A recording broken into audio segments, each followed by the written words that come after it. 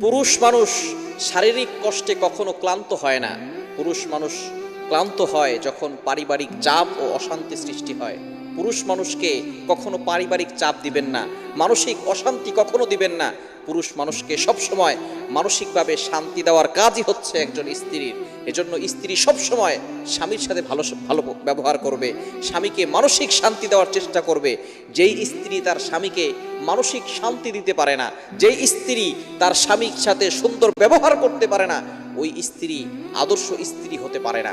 এজন্য প্রত্যেকটি স্ত্রীর কাজ হচ্ছে তার স্বামীর সাথে ভালো ব্যবহার করা, তাকে মানসিকভাবে সান্ত্বনা দেওয়া, মানসিকভাবে সবসময় তাকে শান্তিতে রাখার চেষ্টা করা।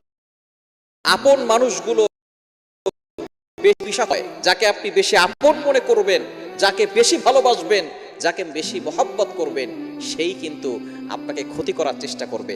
কিছু মানুষ আছে যারা আপনার পাশে এসে দেখায় আপনাকে খুব ভালোবাসে, আপনার কষ্টে সে কাঁদে, আপনি যখন সুখে থাকেন তখন সে হাসে। কিন্তু এই মানুষগুলোই যখন পিছনে যায় তখন আপনার ব্যাপারে গীবত করা শুরু করে, আপনাকে নিয়ে সমালোচনা করে, আপনি কিভাবে নিচে নামবেন সেটা নিয়ে তারা ব্যস্ত হয়ে পড়ে।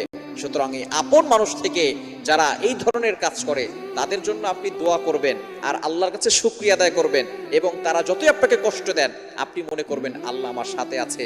আপনি আল্লাহকে বেশি আপন করে নেবেন, তাহলে আপনি দুনিয়া এবং উভয় জগতে শান্তিতে থাকতে পারবেন।